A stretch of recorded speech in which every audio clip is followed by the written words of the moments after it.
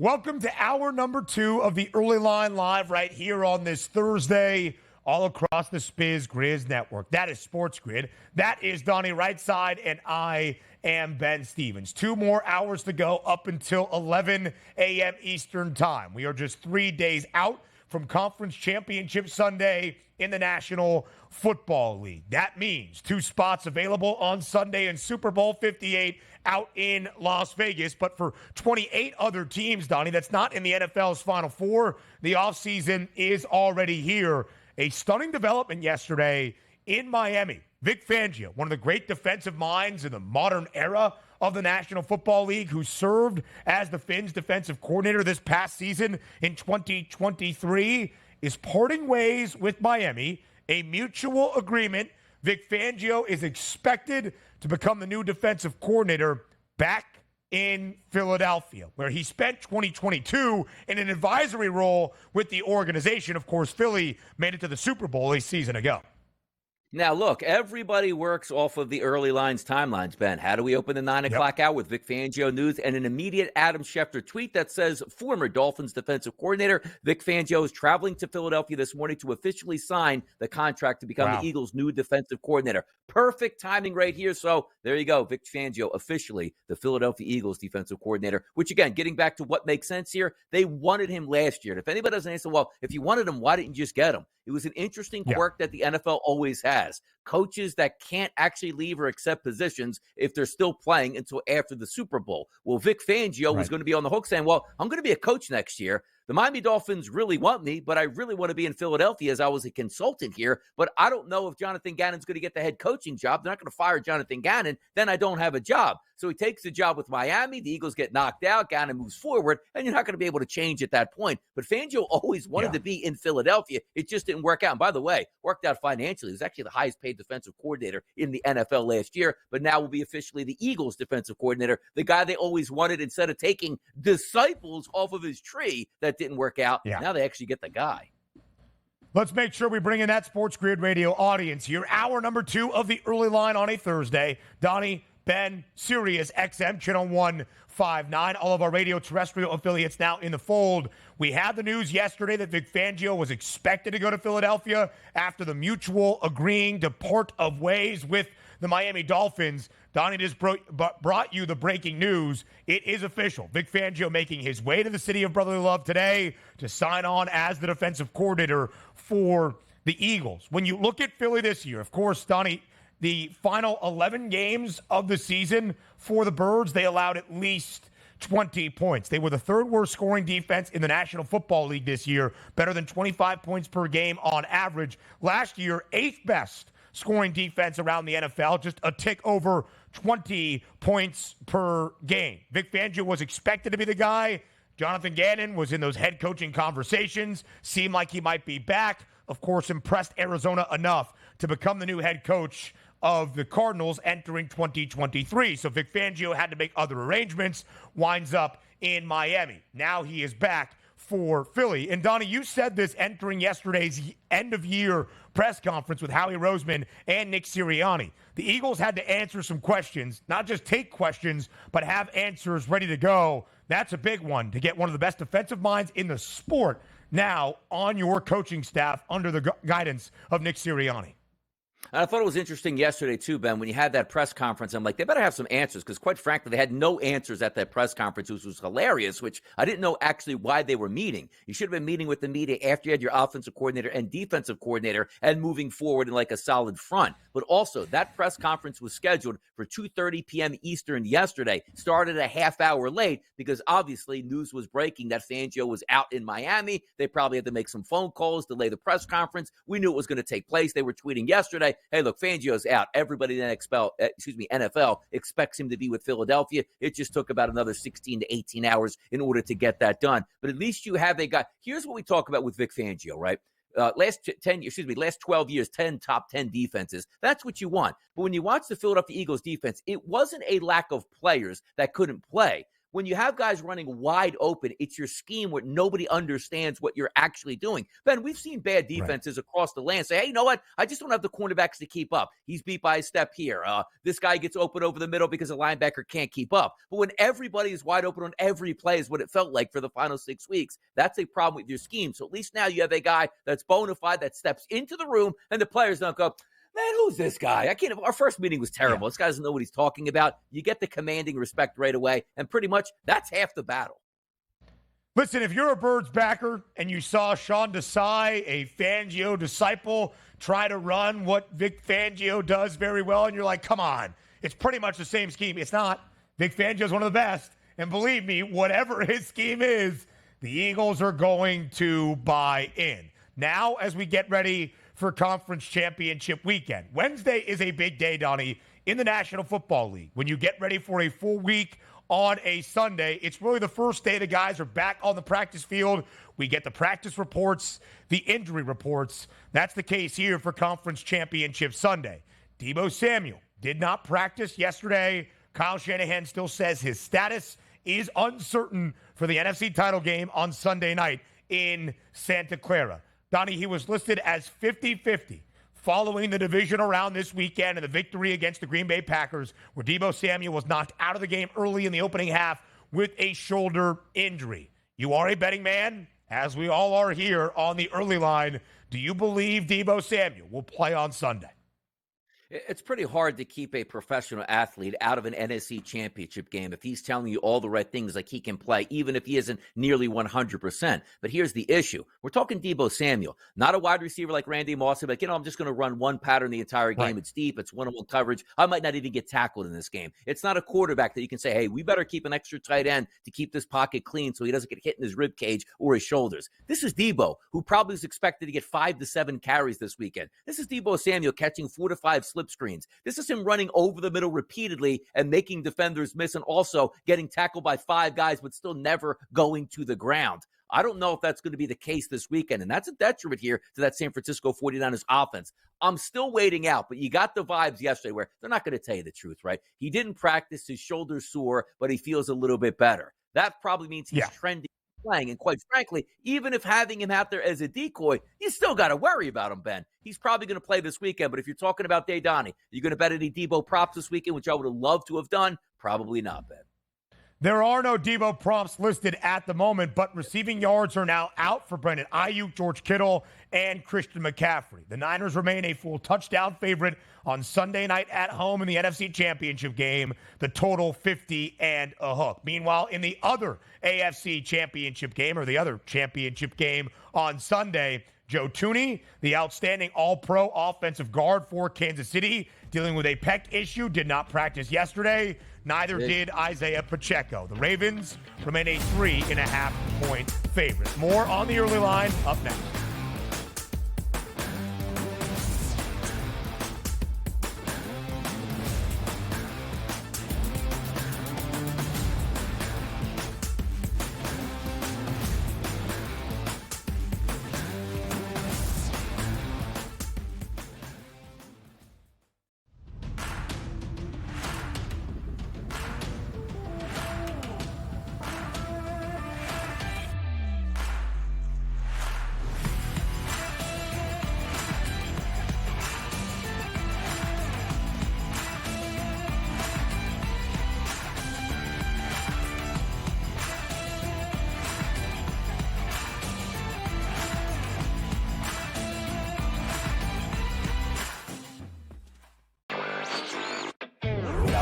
Games of the year, Warren, on Sunday night, as the Chiefs are now headed back to a 6th championship game. An extremely fun, clean game, and then the hijinks ensue. And I thought it was just irresponsible for him to take that deep shot into the end zone. I talked a lot about it on X. I thought that they should have hit that underneath route to Diggs. He was wide open. It would have been easily a first down.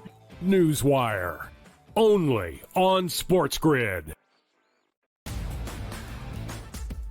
Kyle Shanahan said after the game it was the same shoulder that made Deebo Samuel miss 2 games throughout this regular season in 2023. Last time it was a scapular fracture. He missed a couple weeks. By video, we don't see that. It was the play that he got hit, had a head check, It's more believed to be a muscle injury. X-rays are proven to be negative. They're saying 50-50 right now. The Early Line, only on SportsGrid. This will not end well in Milwaukee. They will flame out, there will be problems, and we will see what happens of who's the next domino to go. Does Giannis just sign an extension, ask out after a year? Do they move on from Dame? Or do they start blowing up some of the other guys, Brook Lopez, Bobby Portis, so on and so forth? It'll be worth watching. Betting above the rim, only on SportsGrid. It's smarter to be on SportsGrid, your 24/7 sports wagering network. We'll look at the Heisman Trophy The Early Line. and what it all means. Individual success. You should have tried to get something for Anthony Rendon, not bought at the deadline. Newswire. We're getting a lot of news, trades, cuts, and some movement in terms of starting quarterbacks, Pharrell backup quarterbacks. coast to coast. I want to watch great players make buckets and win games. Game time I have decisions. no idea what the heck the Blazers are doing and what they In-game live. Prime time. Yard for a grand slam. The bottom of the fourth inning in a 12-2 baseball game. We got football scores going on at Wrigley right now. Sports Rage That was Late good betting. Night. We waited for 1.5. We got paid We did. information. Didn't like the 2.5. Jumped on There's it. no taking weeks off in golf betting, ever. These are the best weeks to bet. It's smarter to be on SportsGrid.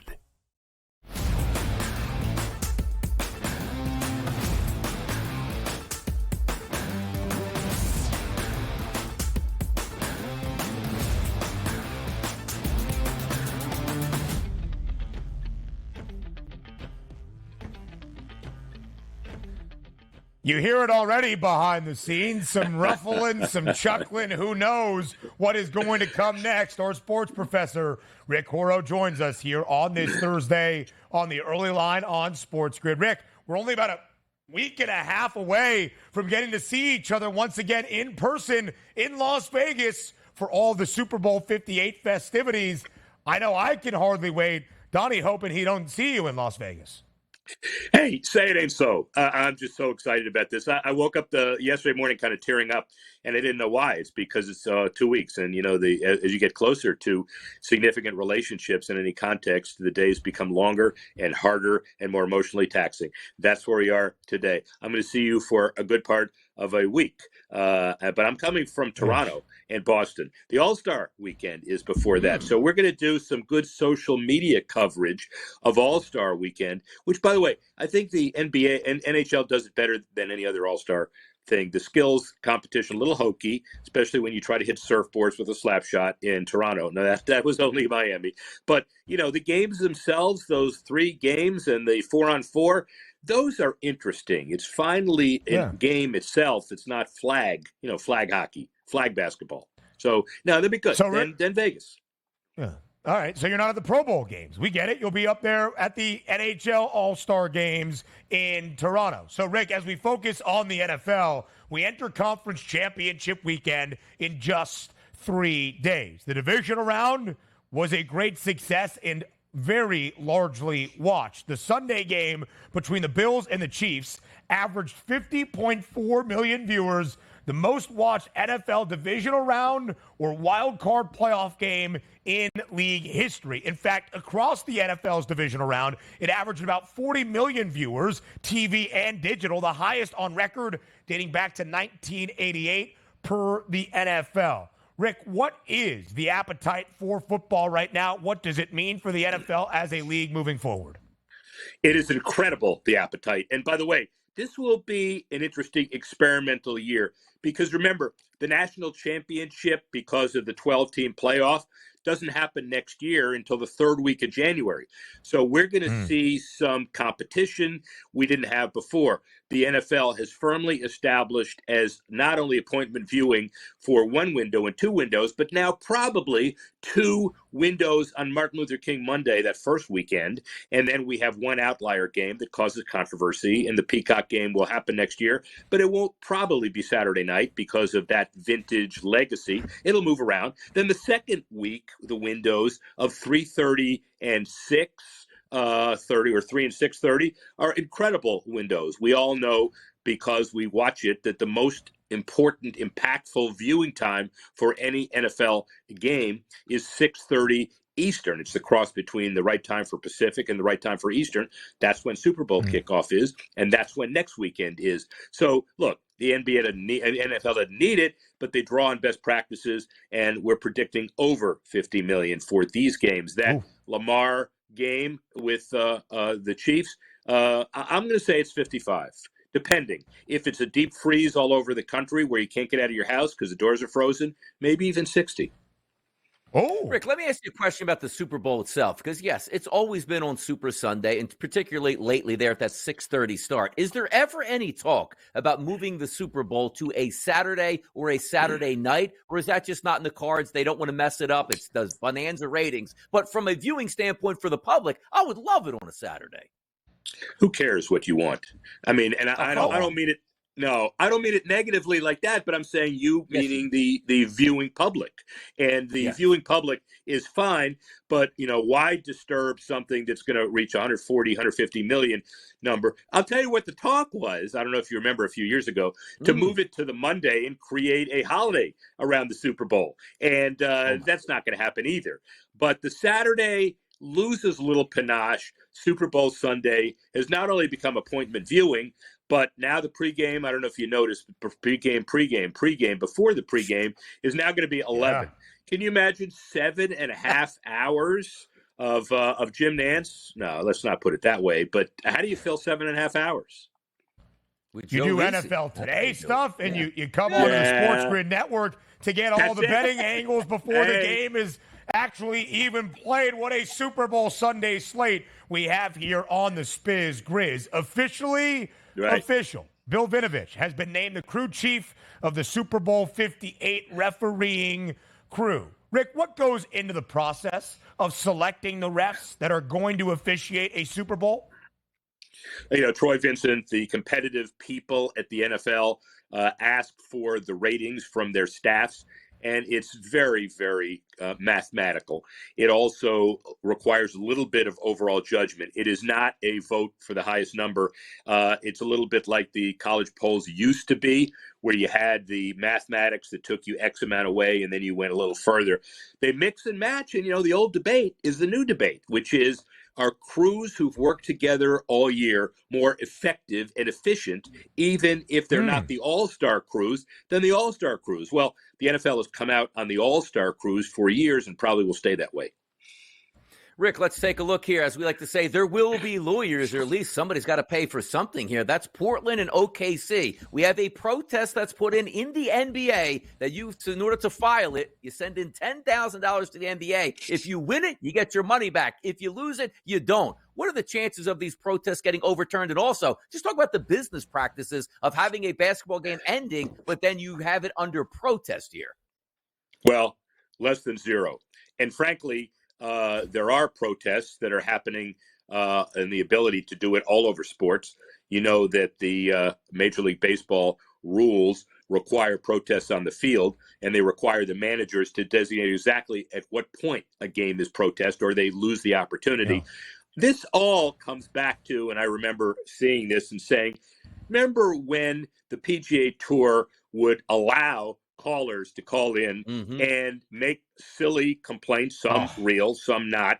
But the game needs to be kept within the four corners of the integrity of the event itself. I don't like fans protesting. I don't like fans calling in. Yeah. And I'm a purist. I don't know if Ben Stevens agrees. If it is, we don't agree on a lot. What about you, Ben? Do you agree?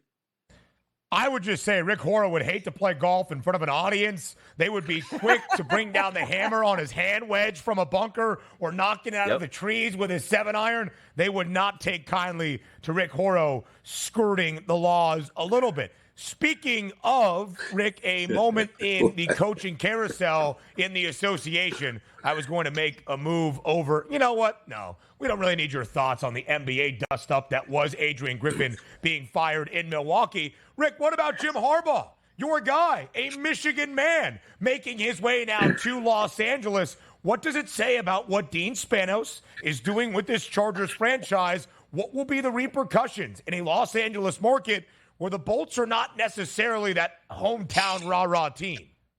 By the way, save your energy on the NBA dust-up because notoriously people don't know how to fire people in the right way. And so, there's a very easy way. You go in the office and say your services aren't needed anymore. We're going a different direction. Goodbye. And then everything is done. That didn't happen there. As to hiring, the Harbaugh situation, I'll slow down because I'm going to take it to break, guys, so you can relax. The Harbaugh situation is one where you weren't really sure whether Spanos was going to pull the plug and push the button. He needed identity. He is clearly the second team in a stadium that he had to negotiate from a point of weakness anyway, since Orange County and San Diego didn't do anything for him.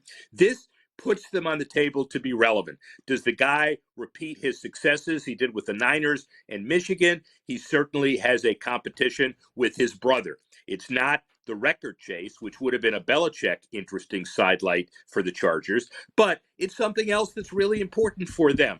And the LA market, with 11 million people, has needed a second relevant team, and the Chargers have not been. Will they play well? Nobody knows. Would you bet on them? I think so. And if you want to know more about the right way to bet, you better come back right after the commercial. These two guys are the best in the business. See you soon.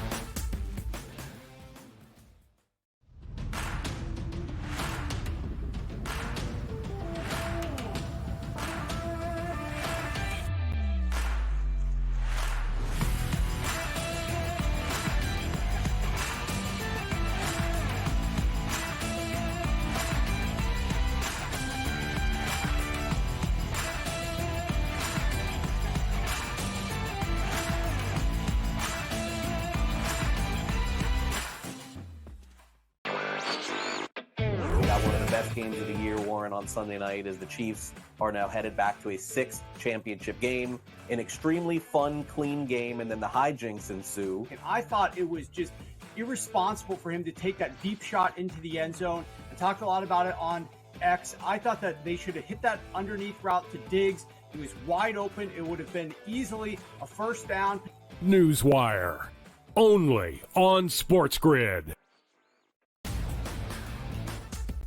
Kyle Shanahan said after the game it was the same shoulder that made Deebo Samuel miss 2 games throughout this regular season in 2023. Last time it was a scapular fracture. He missed a couple weeks. By video, we don't see that. It was the play that he got hit and had a head check.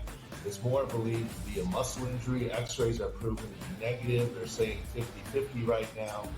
The Early Line, only on SportsGrid. This will not end well in Milwaukee. They will flame out, there will be problems, and we will see what happens of who's the next domino to go. Does Giannis just sign an extension, ask out after a year? Do they move on from Dame? Or do they start blowing up some of the other guys, Brook Lopez, Bobby Portis, so on and so forth? It'll be worth watching. Betting above the rim, only on SportsGrid. It's smarter to be on SportsGrid, your 24/7 sports wagering network.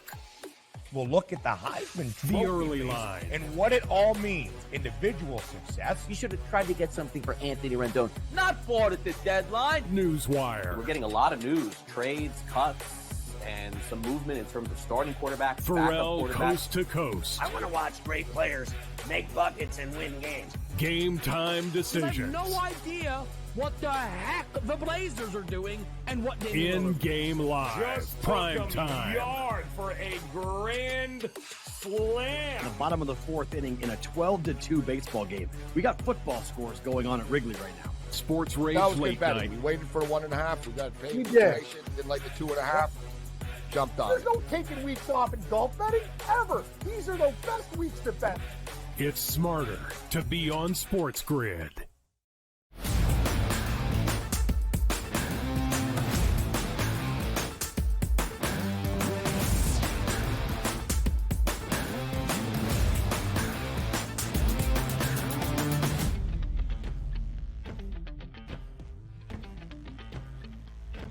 We got to get you ready for Conference Championship Sunday. And we do that here on this Thursday on the Early Line on SportsGrid. I am Ben Stevens. He is Donnie Rightside, the man in the middle with the toughest act to follow in showbiz, the hardest working man at the Spiz Grizz, Raineri, joins us live right here on this Thursday on TEL. 3 days out, JR, from the start of Conference Championship Sunday in the National Football League. Over these next two segments together, we will preview Sunday, what it all means, the individuals that will impact the outcome, and potential early looks at a Super Bowl 58 matchup in Las Vegas. You are here, and you are ready.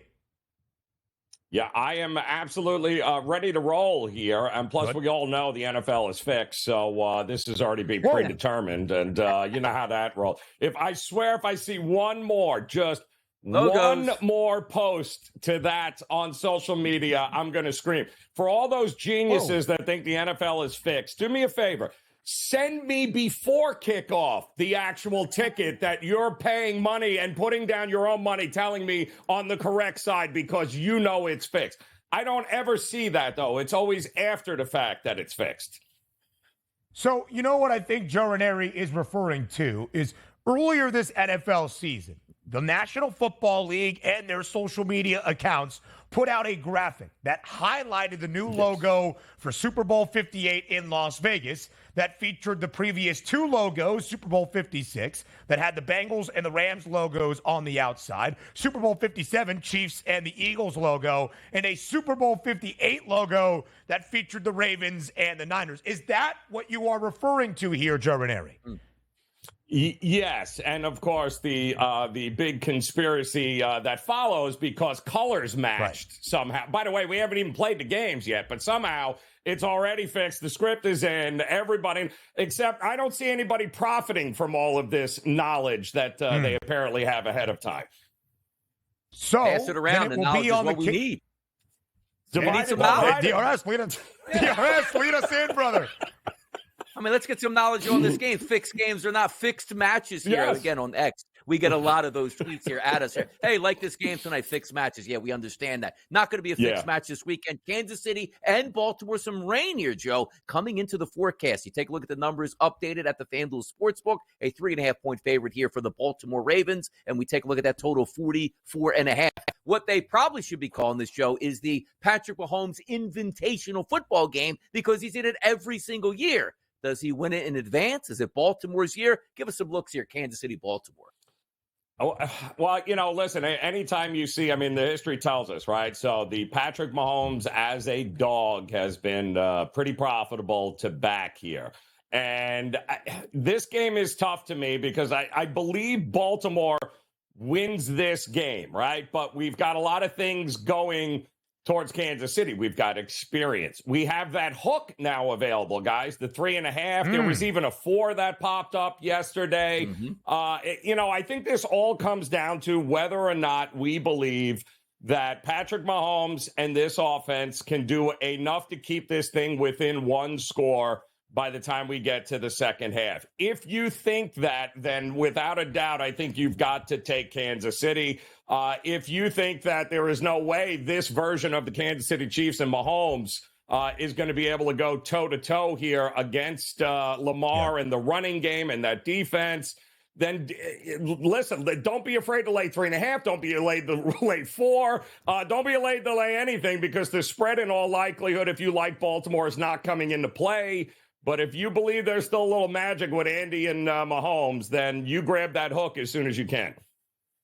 Listen, 10 playoff games so far during this 2023 NFL postseason. Only 2 has the spread come into play. Super Wild Card Weekend, only 1. It was in Detroit. The Lions won by a single point but did not cover as a 3-point home favorite. Last weekend in the divisional round in Santa Clara, the Niners a 9.5-point favorite against Green Bay. Won by a field goal, did not cover as a 9.5-point favorite. This spread shorter than that. It is just 3 and a hook. So 6 consecutive AFC title games for Kansas City. The first AFC championship game appearance for Baltimore since the 2012 NFL season when they ended that year as a Super Bowl champion. But unlike the previous 5 AFC championship game berths, Joe, for Kansas City, where they were a top 6 scoring offense in the NFL, the Chiefs entered Conference Championship Sunday as the only scoring offense between the 4 remaining teams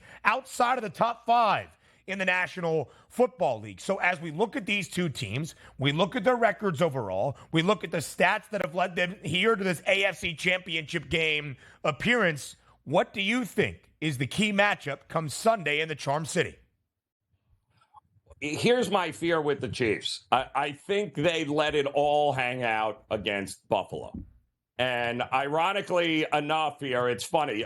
Teams to beat Josh Allen in the playoffs, guys, over the last couple of years, just go back to this. The next game after beating the Bills, 0-4 straight up. You're talking about the Bengals in 2022. You're talking about Kansas City in 2021, Kansas City in 2020, and let's not forget Houston and Deshaun Watson back in 2019. So the bottom line is, over the last 3 seasons, teams are 3-14 against the number in the game after beating the Bills, and they're failing to cover those games by almost a touchdown. So what it tells to me is, you play the Bills in playoff atmosphere and playoff times, you are leaving it all out on the field. And now you've got a more rested Ravens team here that looked a little rusty in that first half, but looked like a totally different team in the second half. If that team shows up here in Baltimore from the get-go, it might not make a damn bit of difference here. It looks like it might be 0-5 straight up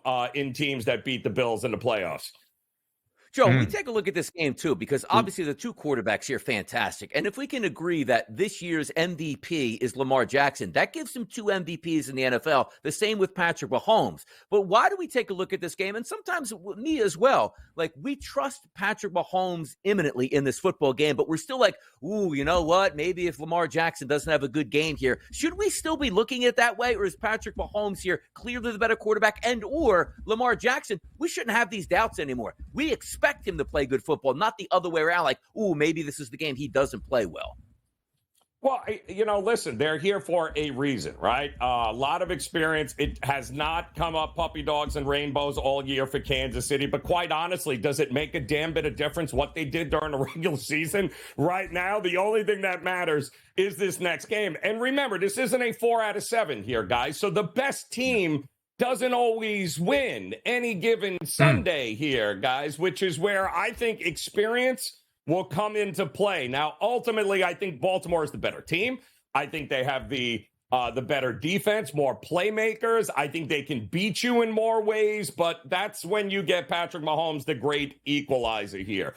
I think the best way to approach this, and the way I'm going to approach it, is I think the first half, I think points are coming in the first half here. If you guys noticed what happened to Buffalo in that second half is not an anomaly, because Spags has only given up an average of 7 points, his defense, in the second half all season long. That defense has never given up more than 30 of Kansas City. It's the best defense Mahomes has ever had. So if you're going to build a lead and you're going to have to adjust and milk it in the second half, it's got to be done in the first half, which I think both teams will have some success early. I think both defenses collapse the offenses in the second half, and it's going to be within a score. The question is a field goal or a touchdown, and that is a big question. But I'm going over in the first half because, hell, even Houston, it was 10-10. They got 20 points in the first half last week against Baltimore combined.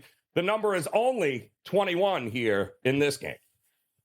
The Chiefs, with Patrick Mahomes as their starting quarterback, booked as an underdog since the start of 2018, 8-5 straight up, 9-3-1 against the spread. The Ravens this year favored 15 times, 10-5 against the number, booked as a 4-point favorite or less 6 games this year for the flock. A perfect 6-0 ATS. Only a 3.5-point number in the first game on Conference Championship Sunday in that AFC title matchup. In the nightcap on Sunday, out in Santa Clara, It's a full touchdown. 7 points in favor of the 49ers. The over-under is 50.5. Joe, there are the narratives, then there are the numbers. San Francisco in to the NFC Championship game for a fourth time in the last 5 years. Detroit, of course, its first NFC title game appearance since the 1991 NFL season. The numbers reflect two different expectations. Is this game more competitive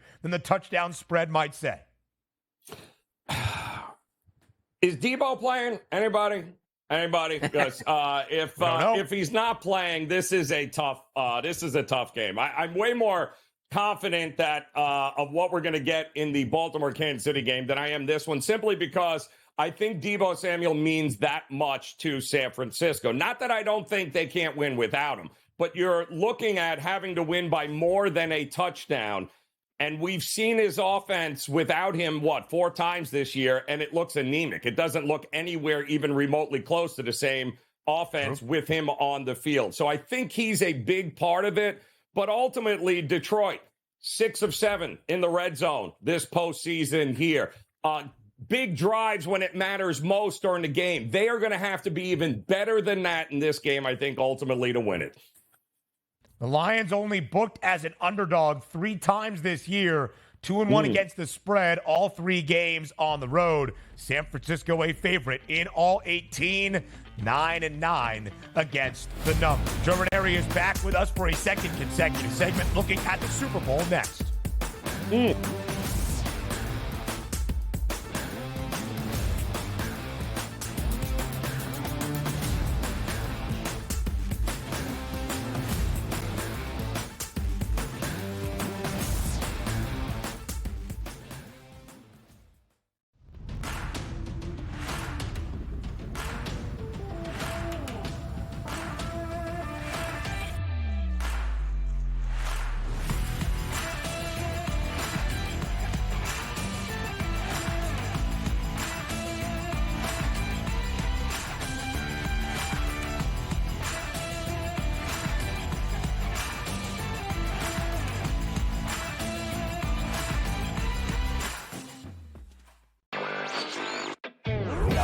Games of the year, Warren, on Sunday night, as the Chiefs are now headed back to a 6th championship game, an extremely fun, clean game, and then the hijinks ensue. And I thought it was just irresponsible for him to take that deep shot into the end zone. I talked a lot about it on X. I thought that they should have hit that underneath route to Diggs. He was wide open. It would have been easily a first down. Newswire, only on SportsGrid. Kyle Shanahan said after the game it was the same shoulder that made Debo Samuel miss 2 games throughout this regular season in 2023. Last time it was a scapular fracture. He missed a couple weeks. By video, we don't see that. It was the play that he got hit and had a head check. It's more believed to be a muscle injury. X-rays are proven to be negative. They're saying 50-50 right now. The early line, only on SportsGrid. This will not end well in Milwaukee. They will flame out, there will be problems, and we will see what happens of who's the next domino to go. Does Giannis, who just signed an extension, ask out after a year? Do they move on from Dame? Or do they start blowing up some of the other guys, Brook Lopez, Bobby Portis, so on and so forth? It'll be worth watching. Betting above the rim, only on SportsGrid. It's smarter to be on SportsGrid, your 24/7 sports wagering network. We'll look at the Heisman Trophy The early line and what it all means. Individual success. You should have tried to get something for Anthony Rendon. Not bought at the deadline. Newswire. We're getting a lot of news, trades, cuts, and some movement in terms of starting quarterbacks, Pharrell coast to coast. I want to watch great players make buckets and win games. Game time decisions. I have no idea what the heck the Blazers are doing and what they In-game live, Just prime took them time. Yard for a grand slam. The bottom of the 4th inning in a 12-2 baseball game. We got football scores going on at Wrigley right now. Sports Rage That was Late good betting. Night. We waited for 1.5. We got paid. We did. Did like the 2.5.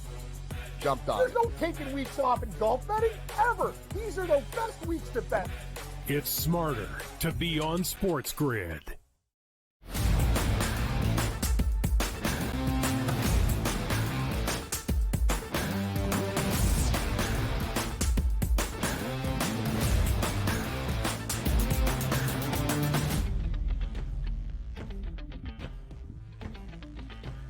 3 days away from Conference Championship Sunday. 2 games on Sunday, the AFC title game, the NFC title game, with the NFL's Final Four still left standing in the chase for a Lombardi trophy. All four, I should say, looking for 2 spots in Super Bowl 58 out in Las Vegas. Joe Raineri back for a second consecutive segment, live right here on this Thursday on the early line. Joe, we are almost at the end line of this 2023 NFL season. The 4 teams in the NFL's Final Four. Here are their prices to win a Lombardi trophy this year. San Francisco, plus 140, still the favorite by 30 cents only in front of Baltimore, plus 170. The Chiefs, a plus 450 number. The Lions, the 4th and longest price at plus 850. Joe, we have reached Conference Championship weekend. The cream is at the top. Is there still value, though, available in those Super Bowl 58 outright odds? Yeah, well, it all depends here. I do think there are some look-ahead lines right now in potential matchups, whether it be the Ravens versus the 49ers, which we've seen, or whether it's the Ravens versus Detroit, for instance. I think there are going to be, and right now I'm seeing look-ahead lines somewhere around 3.5 Ravens over Detroit. Kind of the same thing there with the 49ers, although it looks like some of the look-ahead lines are maybe the 49ers by a point. It's going to be virtually a pick-em in that spot there, which I think is great, because then it's just simply a matter of picking the winner here. But some of these outright markets and the matchup bets in that prop market for the Super Bowl, Ben, they are some pretty good. If you have the right combination here, you can jump in and get yourself locked in at a pretty good price, because you know what happens once it's decided. Those numbers are not going to be available here after Sunday. I'll tell you what's nice here, Joe, too. Like, growing up in the late 80s and early 90s, it was like, okay, whatever NFC team here, put them at minus 17.5 for the Super Bowl here. At least no matter what, we're getting those numbers at 3.5 and 4.5. But let's be specific here. The San Francisco 49ers lining up against the Baltimore Ravens, probably the most likely outcome here. In the Super Bowl, as it's listed here on the FanDuel Sportsbook, the Niners are a minus 1.5 point favorite in the total of 47.5. Let me ask you this question. Forget about who's going to win the Super Bowl. Let's just say the way these teams play this weekend get some of that public perception. Is there a chance that when we wake up Monday morning here, Joe, that the Baltimore Ravens are going to play the 49ers with the Ravens as a minus 1.5 point favorite? Yeah, it's certainly possible, but I don't think. I think you'll have plenty enough time for this thing to level itself out here. It's a pick'em game. I think the books know it's a pick'em game one way or the other. Unless San Francisco falls completely flat and somehow pulls out a miracle to beat Detroit here, I think San Francisco 1.5, and it'll get down to a pick'em, and it'll go either way come kickoff. The total is the interesting thing to me, if that is actually the matchup here, because I do think the recency bias of everyone looking back to when these teams played on Christmas and how Brock Purdy threw 4 interceptions and what a one-sided affair it's going to be. Keep in mind, guys, that, he may have thrown 4 interceptions in that game, but 3 of them were tipped. And by the way, they still averaged almost 6.5 yards a play in that game against that defense. So I think the total in the look-ahead spot here for the Ravens and the 49ers, it closed 47.5 on Christmas. That's what I'm seeing right now as a look-ahead. And I'm all about the over in the Super Bowl if that's the case.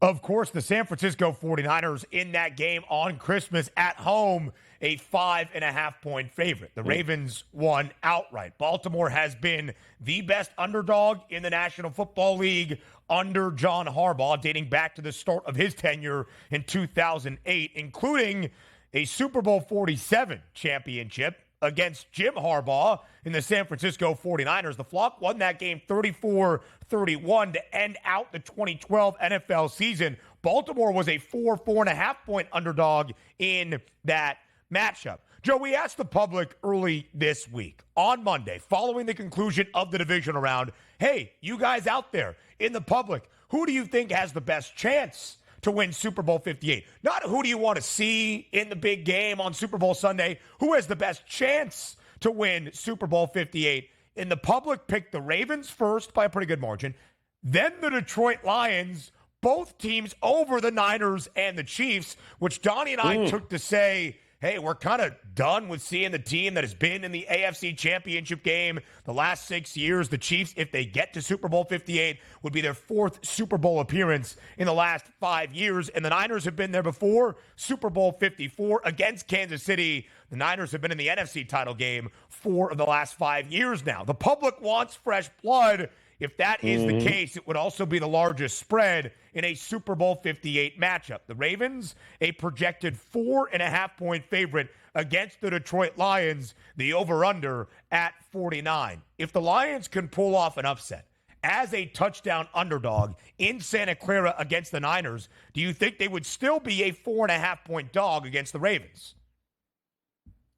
It will, yes. I think it'll open somewhere around there, Ben, and then continue to be bet, and the Ravens will just continue to get the money pouring on in there. But again, it's not a fluke that Detroit is here in this game. They are here not because they're the best team, but what they have done is they have shown up in the biggest moments at the biggest times. And when they've gotten to the red zone in the postseason, they have converted. They have settled for no field goals.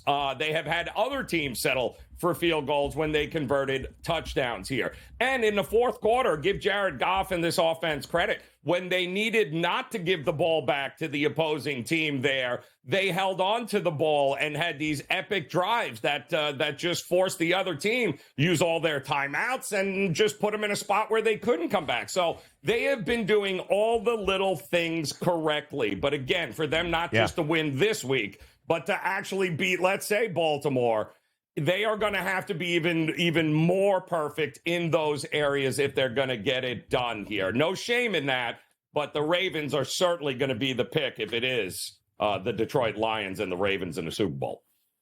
Another monster Super Bowl chance here would be the San Francisco 49ers and the Kansas City Chiefs. The FanDuel Sportsbook here, Joe, lines this up as the San Francisco 49ers as a minus 3-point favorite, which I think will be interesting with the betting public. So you're going to tell me, yeah, Mahomes win it as an underdog, getting roughly a field goal against the Buffalo Bills. That's a W. Oh, what did he do the following week? Oh, he beat the Ravens as an underdog, and you're going to give Andy Reid 2 weeks to get ready for this Super Bowl and give me 3 more points. How does the public look at that 49ers Chiefs Super Bowl if that comes to fruition?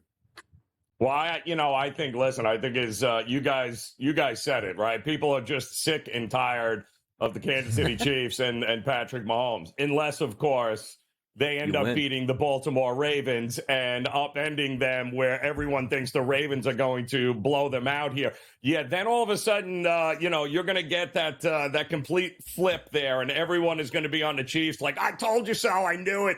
It's the greatest quarterback ever. It's the greatest. Yeah, no. If they pull out the upset against Baltimore in Baltimore, and they're representing the AFC, and yes, the storylines 49ers, Kansas City Chiefs would be epic with the, back here, 2019 in Miami, in fact, where the 49ers should have won that game and figured out a way to lose it, which seems to be the MO for them. They will have revenge on their mind, but I do think the public will land with the GOAT, or at least what they think is this generation's GOAT here in Patrick Mahomes. The Chiefs were a 1.5-point favorite in Super Bowl 54 in this potential rematch against the San Francisco 49ers. The Niners would be a 3-point favorite. The Chiefs did close as a 1.5-point, 2-point underdog last year in Super Bowl 57 against the Eagles. In the 2 Chiefs victories in their Super Bowl appearances, they have covered the number in their loss. They were booked as a favorite, and the Buccaneers, of course, dominant, winning 31-9 outright. For the Chiefs, they have gone under in 2 of their 3 previous big game appearances on a Super Bowl Sunday as well. How about this for a storyline? The final game of the 2023 NFL season would be the same exact matchup as the very first game of the 2023 NFL season. That would be a rematch of the Lions and the Chiefs. The first one in Arrowhead. This Super Bowl matchup would be in Las Vegas. In the Chiefs, in this spot, booked as a favorite, laying 3.5 points. The over-under at 50 and a hook. That is the highest total for any of the potential 4 Super Bowl 58 games that we could see. Joe, would it follow suit? Would we see some points in a rematch between Detroit and KC? I think you would see them early. That's for sure. You will definitely get some points in that game with these two teams. But it's, listen, there has been, the numbers show it. There has been no more profitable first half team and quarterback than Jared Goff and Detroit. Guys, the numbers are ridiculous. The planning there, the scripting out there, the blueprint that they come out with those scripted plays. It works, man. Detroit comes out and smacks everybody that they play early. They score, and they score. And then Kansas City on the flip side is that team that says, all right, whatever you did well, much like Lou Anarumo in Cincinnati. We talk about him over the last couple of seasons and how great they have been in shutting down what worked for the other team in the second half. Well, Spags in Kansas City, they've been doing that this year. So I think any game involving those two teams, split that game in half. Focus on the first half with teams and look for unders in the second half, because I think that's the script that is likely to play out if those two are the teams playing for a Super Bowl championship. How about the script in the Super Bowl for a possible MVP trophy? You take a look here at the FanDuel Sportsbook. Lamar Jackson at a plus 200 price. Brock Purdy plus 280. Mahomes 5-1. McCaffrey plus 650. And Jared Goff at a 12-1. Right now, if we had to put you on the spot, Joe Raineri, who is getting your bet to be MVP of the Super Bowl? Mark Andrews. If it's Baltimore, it's Mark Andrews. Getting my money at a monster number here, because hopefully he'll be back this game. And depending on who he is going to play, and I don't think it matters whether it's Detroit or San Francisco, guys.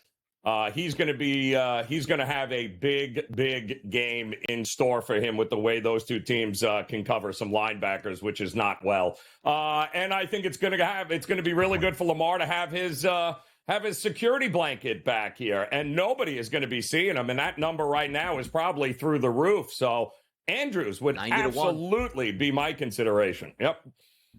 90-1 on Mark Andrews, who does have a receiving yards prop listed for the AFC Championship game on Sunday, 35 and a hook. Now, Lamar Jackson's passing yards prop is only 207.5. And the Chiefs are the 4th best passing defense in all of the NFL. But we know Mark Andrews and his impact on this Baltimore offense. And still, he is Lamar's favorite target. It would be his first game since the middle of November against Cincinnati. I like that. That was bold. That was very good. 6 quarterbacks in the last 10 years have won Super Bowl MVP awards. 2 wide receivers, 2 defensive players as well. Joe Raineri, we're going to see you on Game Time Decisions tonight, yeah? Oh, yeah, absolutely. I'll be here. I'm never leaving. Just log in whenever you need me. I'm good. Yeah. Hardest working man at the SportsGrid. You can Ferris Bueller day off his way on the GTD. We hear from the public up next.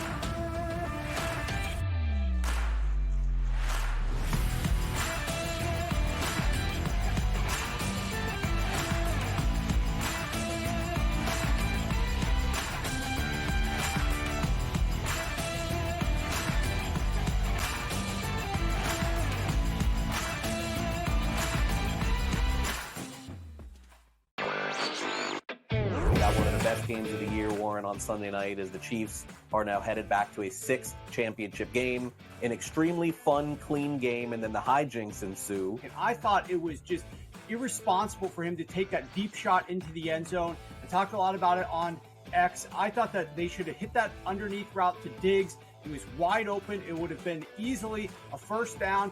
Newswire, only on SportsGrid. Kyle Shanahan said after the game it was the same shoulder that made Deebo Samuel miss 2 games throughout this regular season in 2023. Last time it was a scapular fracture. He missed a couple weeks. By video, we don't see that. It was the play that he got hit and had a head check. It's more believed to be a muscle injury. X-rays are proven to be negative. They're saying 50-50 right now. The Early Line, only on SportsGrid. This will not end well in Milwaukee. They will flame out. There will be problems, and we will see what happens of who's the next domino to go. Does Giannis, who just signed an extension, ask out after a year? Do they move on from Dame? Or do they start blowing up some of the other guys, Brooke Lopez, Bobby Portis, so on and so forth? It'll be worth watching. Betting above the rim, only on SportsGrid. It's smarter to be on SportsGrid, your 24/7 sports wagering network. We'll look at the Heisman Trophy. The Early Line. And what it all means. Individual success. You should have tried to get something for Anthony Rendon. Not bought at the deadline. Newswire. We're getting a lot of news, trades, cuts, and some movement in terms of starting quarterbacks, Pharrell backup quarterbacks. coast to coast. I want to watch great players make buckets and win games. Game time I have decisions. no idea what the heck the Blazers are doing and what they In-game live. Just Prime took 'em time. yard for a grand slam. The bottom of the 4th inning in a 12-2 baseball game. We got football scores going on at Wrigley right now. Sports Rage That was good Late betting. Night. We waited for the 1.5. We got paid. We did. Didn't like the 2.5. Jumped on There's it. no taking weeks off in golf betting, ever. These are the best weeks to bet. It's smarter to be on SportsGrid.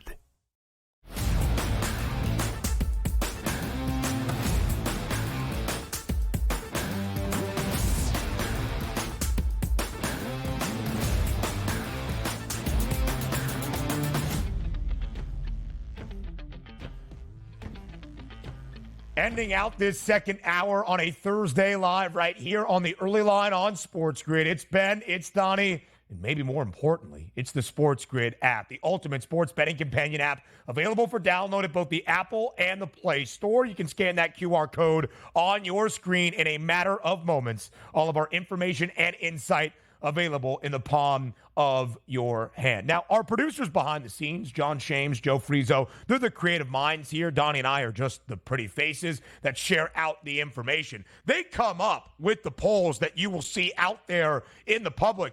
And Joe Frizo was coming down on himself this morning, Donnie, thinking that this Fade the Public poll would not get the public perception it deserved. Joe, you're wrong. We got over 260 votes and counting. So it's time to hear from the public about Jim Harbaugh and his move back to the NFL, now the new head man in Los Angeles with the Chargers. Was it the right call? That was that question. A good one, Frizo, in Fade the Public.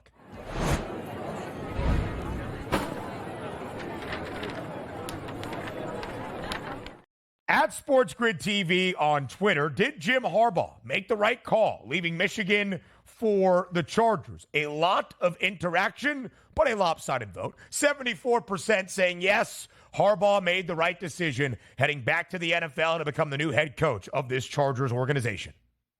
Yeah, the only thing that's kind of wild here is that we don't have even more than 74.4% of the vote saying yes here. I'm assuming a lot of these people are Michigan fans here that are voting or maybe Atlanta Falcons fans voting at this point. Because for you to say Jim Harbaugh didn't make the right call leaving Michigan to the Chargers, I don't know what the no vote would be, but apparently there's 25% of the public out there that said, no, that's a bad move here, Ben.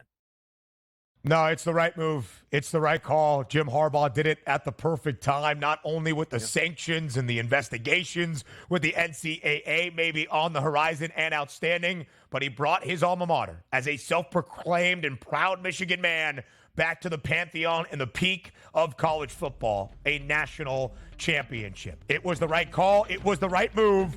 We'll discuss further when Hour 3 starts in 55 seconds.